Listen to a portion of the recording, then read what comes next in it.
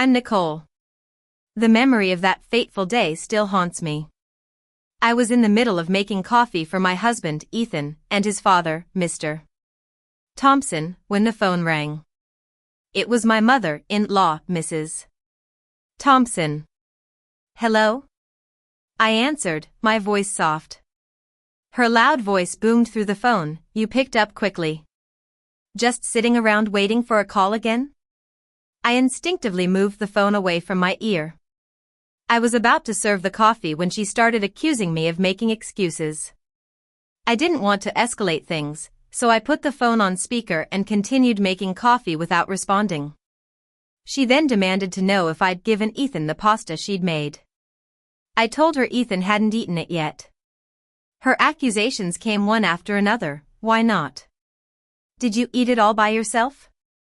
And well, why hasn't he eaten it? Did you stop him?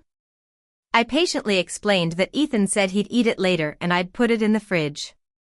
But then, she said the unforgivable, from the start, I never liked you. You claim to be with Ethan, but your attitude is so unappealing. And what about the kids?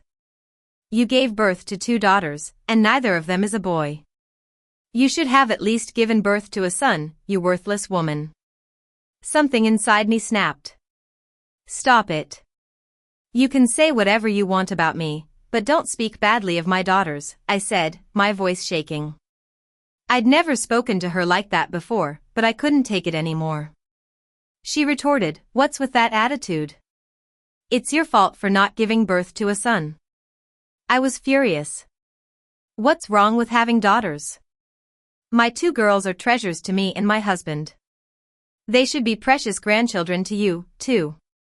How can you say such things? I couldn't hold back my pent-up frustration any longer.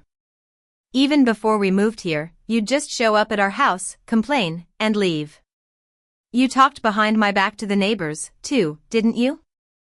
Do you even understand how much I've struggled? Tears streamed down my face. She took advantage of my tears. Why are you crying? This is embarrassing. I've only tried to raise you as a daughter-in-law. If you can't handle this, just divorce Ethan. You can be replaced by a cow or a horse. Just then, I heard Mr. Thompson's voice. What was that just now? I turned and saw him and Ethan standing there with serious expressions. Mr. Thompson asked, was that my wife on the phone? Were you talking to her? Mrs. Thompson stammered, oh, it's you. How long have you been listening? Mr. Thompson replied, since the beginning. I heard everything. He reached for the phone and angrily shouted, what a disgrace. This is embarrassing. Get here right now and apologize to Nicole. Ethan continued, Mom, have you been treating Nicole like this? That's terrible. I'm really disappointed. We make decisions together. You don't have the right to interfere. This is not okay. Mrs. Thompson, shocked, suddenly started apologizing. I'm sorry, Nicole. I won't say anything like that again. Please forgive me. But Mr. Thompson wasn't satisfied. I told you to apologize in person. Just then, my eldest daughter, Amelia, came out from the back room. Is Grandma coming? I don't want her to come. Grandma is mean to me and Sophie. She says bad things to Mommy, too. I don't want to see her. Ethan gently patted Amelia's head and said, you're right. Who would want to see her? Don't worry. We won't let Grandma come anymore, and we won't let her be mean to Mommy either. Amelia hugged me and said, Dad, promise you'll protect Mommy, okay? I felt an overwhelming sense of love. Finally, Mrs. Thompson said, I'm truly sorry. I won't say anything again. Please forgive me. And she hung up the phone. Looking back, it all started when Ethan and I decided to buy a new house. We'd been married for 7 years and had 2 lovely daughters, Amelia, 5, and Sophie, 3. We used to live in a small apartment, but as the girls grew, it became too cramped. So, we bought a second-hand single-family home. It wasn't very old, but it needed some upgrades. Ethan is an interior designer. He holds a top-notch design license and is really good at his job. His father, Mr. Thompson, is a retired carpenter. He loves DIY projects and is extremely skilled. He once built a beautiful playhouse for Amelia and Sophie in our backyard. Ethan and his father decided to work on the house themselves. They spent every weekend for about 6 months repainting, tearing down walls, and combining small rooms into larger ones. It was more affordable this way, and we could make the house exactly how we wanted it. At first, I was a bit skeptical about them doing the renovation. But as I watched them work, I was amazed at how much the house transformed. Amelia, Sophie, and I were all excited as the house took shape. However, Mrs. Thompson had a different reaction. Since Mr. Thompson started helping with the renovations, her behavior towards me became increasingly hostile. She often called to make hurtful comments. She accused me of being irresponsible for having her husband help with the housework and implied that I was lazy because I wasn't working. I'm not lazy. I chose to stay at home to take care of our daughters. Ethan and I agreed that I'd return to work when Amelia started school. But no matter how many times I tried to explain, she refused to listen. Even before the renovation, she was difficult to deal with. When we lived in the apartment and I was struggling with taking care of the girls, especially Sophie, she'd visit unannounced when Ethan was at work. She'd barge in and demand things like tea. She didn't care if I was busy with the baby. One time, I reluctantly made her tea while Sophie was crying in the crib.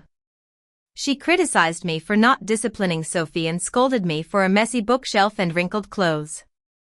She said, "Ethan deserves someone better than you," and left without even drinking the tea. I considered talking to Ethan about it many times, but he was always so busy with work. I didn't want to add to his stress, so I kept quiet. In the early days of our marriage, we didn't see her often. Sometimes, I'd pretend I wasn't home when she called. But about 6 months ago, she got a smartphone. Now, when I didn't answer her calls, she'd accuse me of ignoring her and even bring my mother into the conversation. She sent endless messages, making it hard to avoid her. So, I started reluctantly answering her calls on weekends, thinking I'd just endure it. But no matter what I said, she was never satisfied. She once snapped, "What's with the attitude? Are you even reflecting on what I said? I wouldn't mind if you got a divorce, you know?" Lately, she'd been fixated on the fact that I wasn't working. She'd mock me, saying, "You're just indulging yourself, making a mess, and that's why you're gaining weight." It's true that I gained some weight after Sophie's birth due to health issues, but her words really hurt. I managed to keep my weight within a healthy range, and my body was slowly getting back to normal. But for her, it seemed like belittling me was the only way to deal with her own stress.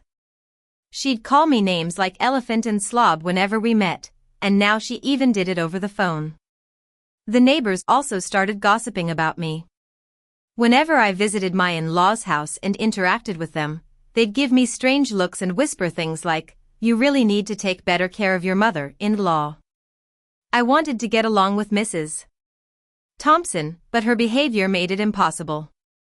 And I couldn't explain the whole situation to the neighbors, so I just smiled and tried to ignore it.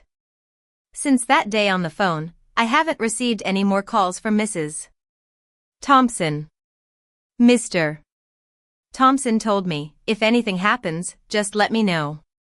It seems like he really scolded her, because she's been quiet at home, like a different person.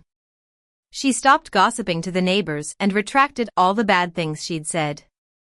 Thanks to Ethan and Mr. Thompson, our house is finally renovated. We have a spacious and beautiful home. Without Mrs. Thompson's constant phone calls, I can focus on myself and enjoy peaceful days with my family. Thanks for listening, and I'll see you in the next video. Stay tuned.